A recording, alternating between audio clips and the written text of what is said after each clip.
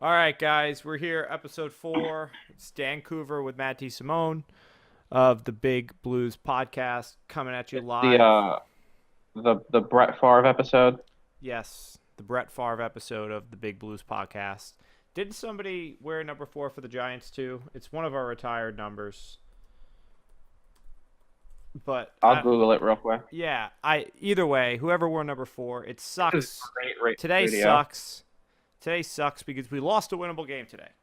We played a very good Jacksonville Jaguars team. Obviously, the AFC runner ups last year, they have a defensive line that would strike fear into most people. And it sucks to lose because we could have beaten them. Our defense was lights out in the second half, and we blew it. So, I don't know, Matt. How are you feeling? Disappointed. I'm not angry. I'm not sad. I'm not even really frustrated. I'm just disappointed. I feel like we left points on the table. We gave them points with the pick six. Um, it's one of those games where I honestly kept coming into that. I said Jacksonville's a good team. That's maybe the best defense in the league. If it's not the best defense in the league, it's like a top like 2, 3 defense in the league. Yeah. So us being in the game until the end, and us like I ultimately feel like we lost the game because of us. We didn't lose the game because Right. of them. It made me feel like I feel disappointed, but it also makes me feel good about what we could potentially be.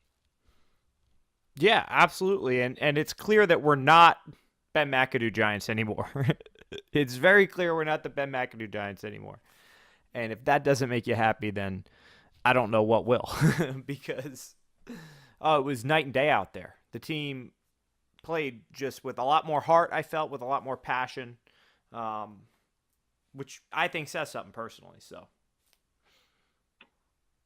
Not only that, but we saw different things in the offense. We saw a lot of mix of formation. We saw three wide receiver sets. We saw jumbo packages. We did creative things to get the running game going when things really weren't going our way. We found ways to get Odell the ball, even though he was matched up with Ron Ramsey for a majority of the game. right. It's just the little things we didn't do. Eli missed Odell in the end zone twice. Ingram with his drop passes, and A some of lot of the drop drop passes. passes, we got penalties and stuff on, but it's the principle. Don't drop the ball. Shepard dropped the ball. I know Eli blamed himself for that one. His post game press conference. Eli Um, always blames himself, though. That's his MO. He always takes the fall when a lot of it's not his fault. but there were some we left points on the table today, and ultimately that was the difference in the game. Right. And can we just say, just universally, I'm fucking done with Eric Flowers. I'm not saying he's the sole reason that we lost, but I'm done with his shit. The experiment hasn't worked. He was a bust. We should have just cut him this offseason and just played literally anybody else at right tackle. He's not a right tackle. I mean, Nobody could be if you want to summarize Eric Flowers' game, he had the two penalties in the first that killed the first drive. He allowed a sack that killed a drive, Yep. and then he Caused a pick six. caused the interception. He caused a pick He six caused the that pick six. ultimately lost us the game because he couldn't. He was going to block the linebacker who was covering, I believe it was Wayne Gallman. He was going to block him instead of blocking. Who was it? It was a Campbell, I think, playing that side. Instead of They blocking one of the best defensive ends in the game. and him, the whole right side of the line was just atrocious today. We found, obviously Barkley did get the big touchdown running to the right, but that But was that was all more so Barkley. him. That was Barkley. That was more so him exactly, and less so his offensive line. Um, but we knew going into the season the right side of the line was going to be a Yeah, big issue, garbage. and And lo and behold, it ultimately is. it cost us this game. If we're It being really honest with did. ourselves, It completely did. It was a big reason why we lost. and I think I don't even. It's one of those things where I think the rest of the offense is going to improve. I don't see that side of the line improving, and eventually the Giants going to have to make a decision. Can we make a trade? Do we give Chad Wheeler a chance? Um, do we grab someone off the streets that can maybe play? I don't know, but there has to be someone better than Eric Flowers out there. I don't believe that we can sit here and say, oh, he's good enough to play in that position, because it's been 4 years now, and he's clearly not. No, he's not. He's not a tackle. He's not anything. He should be working at a Subway or working at a McDonald's. That's what his talent level is. He's garbage. Absolute garbage. And anybody will be better than him. Speaking of some more bright spots, though, because I do want to keep it a more positive light, because I really do think there were a lot more positives than negatives in this game, even though we did lose. Saquon Barkley. Let's talk about him. Let's talk about Barkley, because you saw today, it wasn't his best game that he's ever played, no. But obviously he had the 68-yard run that he looked like a future Hall of Famer on. And there were some other runs where he really showed why he was the number 2 overall pick. He's going to be a star for a long time. It's going to be a matter of how much room can we give him? How much room can the offensive line give him? Because I know that on the other 17 carries that he didn't have that many yards. The 68-yard game kind of really, touchdown gain really boosted his stats. Yeah, and we live in the fantasy world now, but the fantasy players are all about that. It was ultimately because Barkley would receive a handoff and literally be met by a Jacksonville guy at the line of scrimmage. Right. And obviously, Jacksonville, very talented defensive line, some of the best linebackers in football. Obviously 2 great corners on the outside. We're talking about like an elite defense. So this isn't going to happen every week, but at the same time, the line does have to give Barkley some room to work. It would be nice if he can, maybe get a yard or 2 before he has contact. Yeah, and that's you're 100% right about that. It's huge, and any running back would have problems with that. You look at Todd Gurley, he had a pretty good rookie year, but his line was so bad his second year he couldn't do anything. Then obviously his third year last year he broke out. I don't care how good the running back is. They need an offensive line, so the line has to get better for for Barkley. Flowers has to be better. Barkley, if he's able to just have some room, he's undoubtedly, again, he wasn't really great today by any means, and he still had over 100 yards. He had 128 total yards. Like, this guy is going to rush for 1,000 yards this year. He's going to be a star in this league. And it just takes one play. The good news for Giants fans, if you watched this game and you were frustrated, or if you watched this game and thought, hey, there were some good things. Obviously, we need work. There were some good things. It gets easier from this. That's kind of the best way to put it. At least on the offensive side of the ball, it gets easier. I other than maybe Philadelphia, we don't play another defense that has so many playmakers, and even Philadelphia doesn't have the secondary playmakers that Jacksonville has. So this was probably our hardest matchup for our offense this entire season. It's out of the way. We lost the game. It sucks, but our offense should only get better as the season goes along, and the competition isn't going to be as fierce. Right, especially on the defensive end. And we play. Speaking of, before we do this, I think we should give our Dallas Cowboys Idiot Fan of the Week award. Are you down right now? Sure, let's go ahead and do it, since we do play Dallas next week. We do, and this is Dallas Cowboys Hate Week officially, so fuck Dallas, as always. I expect everybody to be hating them as much as possible. Just remember, Dallas was the city JFK died in, so it's a bad city. So just keep that in mind. So we're going, this is our 4th episode, 4th Dallas Cowboys Idiot Fan of the Week. And the Titans just covered. Murders presidents. All people out there. Dallas they murder presidents. That's what they do. The fan. So they murder presidents. Right. That's Jerry basically Jones. Their MO. And Jerry Jones lives there. And side note, the Titans just covered the live spread, so that makes me happy. But anyway, Skip Bayless is going to be our 4th recipient, and I think I just spoiled it because we didn't do a drum roll. But no, we didn't do a drum roll. How about this? Everyone forget that. Just forget it. Spoiled it. Just skip. And we're gonna go back like 15 seconds and then skip ahead 15 seconds again. We're not gonna go ahead and do. We're not gonna cut this. Just pretend like you didn't hear it. We're gonna do the drum roll, then act surprised. All right. Yeah. So our 4th Dallas Cowboys Idiot Fan of the Week goes to, drum roll please, Skip Skip Bayless. That's right. Skip Bayless on Friday. Congratulations, Skip, by the way. A 4-peat. Very impressive. Skip Bayless, though, on Friday tweeted, the Cowboys, even in a stacked and loaded NFC, will be a 10-6 wildcard team. You can book it. Zeke is going to lead the league in rushing, and he's going to be the MVP. Okay, Skip. Well, speaking of the Dallas Cowboys, they lost today. They only scored 8 points, and they looked atrocious. Dak Prescott, it was terrible. I mean, it was ugly. It was bad. Dak Prescott could not hit the side of a barn from literally 2 feet from the side of the barn. Their wide receivers, their no-name wide receivers, were terrible. They didn't give that team any help.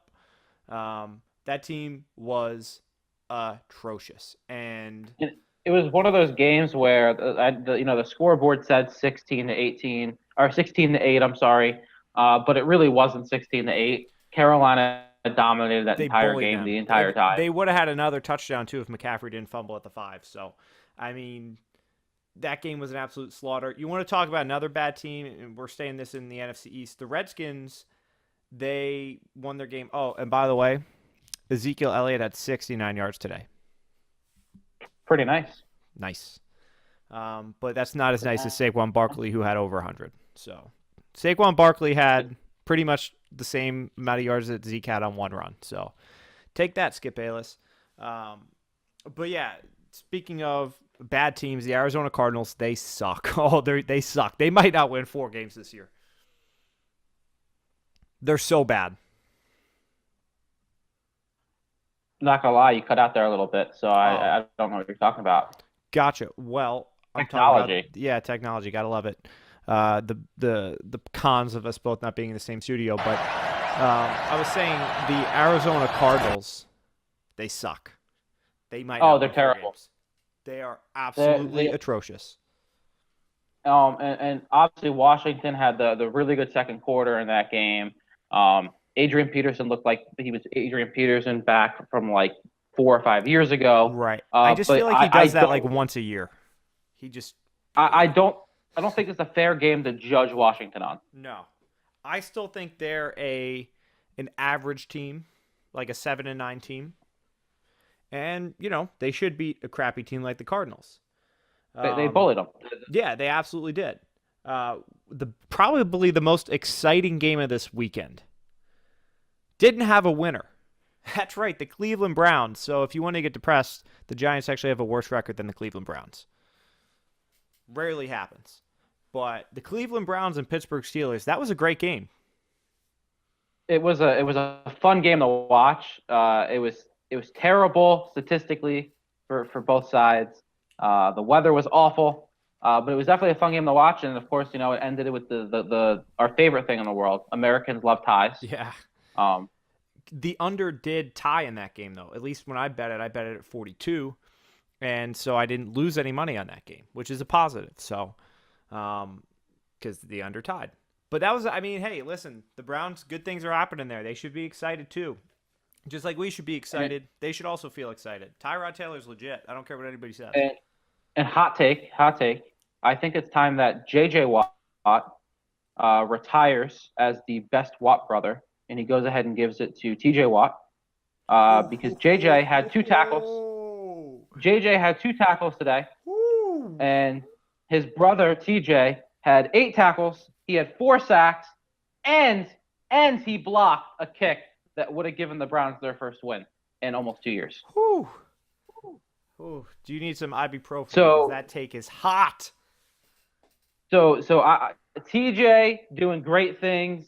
It's no longer JJ SWAT. It's TJ SWAT. Obviously not being 1,000% serious here, but TJ SWAT was definitely the savior of the Pittsburgh Steelers and the curse of the Cleveland Browns today. Right. He was all over the field out there. Garbage. I don't know why I said garbage. I think I was just thinking of Eric Flowers, so I said garbage. But my last thing I said was also Cleveland. Right. So it could have word association. Freudian slip, right? Exactly. Yeah, that was an exciting one. There were 88 points scored in the Tampa Bay New Orleans game. So New Orleans. That one wasn't an exciting game, though. That wasn't really exciting, no. It just kind of proved that Um, New Orleans wasn't as good as they were. That they were kind of frauds last year. That's all. You can't lose and to you know, Ryan Fitzpatrick at home. obviously, one game into the season, we can make that judgment, and we can label New Orleans as the frauds of the season. Yes, they were definitely So, frauds. They're so gonna New they're gonna allow Orleans, 48 points every game, which is great because we play them in week 4. New Orleans is no longer. I think we originally had them as a loss on our Yeah, preview last week. We're just now going to swap New Orleans and Jacksonville. right. So we always predicted the Giants to lose to Jacksonville, and we're going to predict them to beat New Orleans week 4, and we're still on track to go 10-6. Right. That's exactly how we're spin zoning this game here. New Orleans, they stunk today. Let's be honest. Another good game, that Denver Seattle game, I thought was very good. But let's be honest, Case Keenum, and this can relate back to the Giants in the sense that Case Keenum is a system quarterback, and he was only good in Pat Shermer's system. And not only that, but I think this was a great game because it was like the battle of who's going to pick maybe like between like 13 and 14 in the draft this year. That's true. Yeah, I would agree actually. Though I think Seattle, they could be picking lower. I mean, that's a really sorry football team they got in Seattle this year. I think at least. And for those of you that do love to play fantasy football, Doug Baldwin decided to put up a big old donut and then it hurt his knee. So Sprained fuck knee. that It's a guy. sprained knee though. Sprained knee. Sprained MCL, not out for the season, but out long enough to matter. So fuck that guy because he can control his injuries. As we all know, football players control their injuries. They choose when they want to and when they Right. don't want to get hurt. So That's why it's all Le'Veon his Bell fault. is holding out because he doesn't want to get hypothetically injured. And we already talked about Pittsburgh, Cleveland, but James Conner went, and who needs Le'Veon Bell now? They might as well just cut him. Yeah, they should probably just trade him to the Giants so that way we could just have Bell and Barkley in the backfield. Fun fact about Le'Veon Bell and also now Adrian Peterson. I think you mentioned this earlier to me. Do you want to go ahead and say that fact about them or? I don't remember. Sure. Well, I'll just say it then because they both wear the number 26. Oh, they do both wear the number 26. Yes, it's in honor of their idol, Saquon Barkley. So It is. That is a fun fact. Yeah, really fun. Actually, if you guys remember, the previous person on the Giants who wore 26 was Antrel Roll, and Antrel Roll was also wearing it as honor of a Barkley. token of Saquon Barkley. And I'm even going to go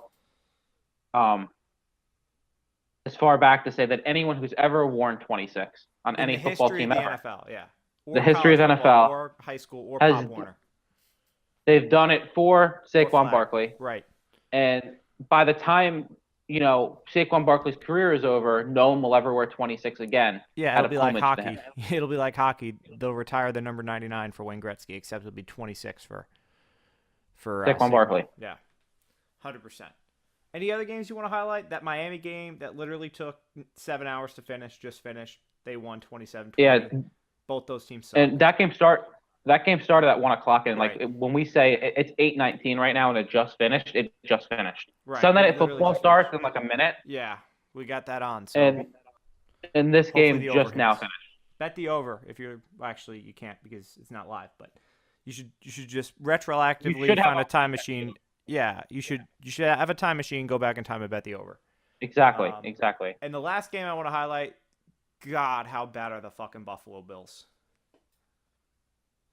This was their own fault. They are so When they fucking bad. When they chose to start Nate Peterman. Jeez, we were just talking about Adrian Peterson. Too many names. Yeah. This was their fault. This was all their fault. And I don't even know what they did because they barely ran the ball with McCoy. Actually, I'm pretty sure. I don't even know. Did they get a first down today? Can we confirm it? Oh, they did get a field goal. They did get a field goal. I The know Ravens with got me 17 points in all my leagues. I started in With- 3 with- fantasy leagues. with Peterman, they didn't get a first down. So I guess Allen came in and must have done something. Right. But that game was over at half. Yeah, it was 26-0, I think, at halftime or something crazy like It that. was. So, I know it was 40-0 with 11 minutes left in the third quarter. jeez. So if you're feeling down about the Giants losing today, at least you're not a Bills fan. Right. At least you're not things are looking up for us, trending upwards. And when we kind of transition here, talk about next week's game. Listen, the way Dallas played their game today reminded me of how we went down there week 1 last season and played them. It was atrocious. It was pathetic. They looked like a chicken without a head. And they're going to be bad this year. They're going to go 5-11. And quite frankly, if we play like we did this week against Dallas next week, then we're going to easily win that game. Easily win that game. I mean, if we're being honest, they were almost shut out. It was almost a garbage time touchdown. It really was. It virtually was. I mean, they had one drive going. Dak Prescott, I watch him, he is the most inaccurate human being to ever play the quarterback position. He sucks. And the Dallas Cowboys fans, they should be prepared to be picking in the top 5. And I hope whatever quarterbacks are coming out this year, I hope they all suck because I don't want Dallas to get somebody good. They won't go after a quarterback though. They're going to stick with Dak with Prescott. And what we saw honestly was, and obviously the Giants, we didn't have Vernon today, which we didn't really talk about that earlier. That was obviously a big loss. Yes. For us and our defensively. Hopefully he could play this week. Maybe not. But Dallas's offensive line, which is supposed to be this great, beautiful thing, it was vulnerable. Dak Prescott got sacked 6 times today. Yeah. That's a hell of a lot of times. And I don't know. I just look at that team. It's not impressive. It's not there with them. It's just not there. I will say their defense has significantly improved.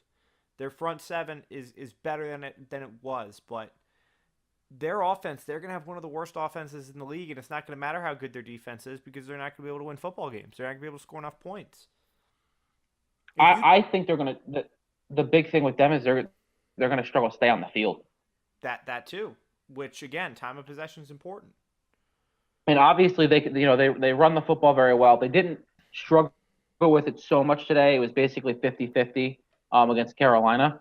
But if teams stack the box like Carolina did today against them, and really stack the box against them, and just say, Dak, you have to beat us, I think they're not gonna win many football games doing that because Dak's just not gonna beat you. And one of the things that Dallas has done so well over the last 2 years is they've controlled the time of possession, and because of that, they've limited, because they can run the ball so well and they have such a good offensive line. They've limited how often their defense had to be on the field for.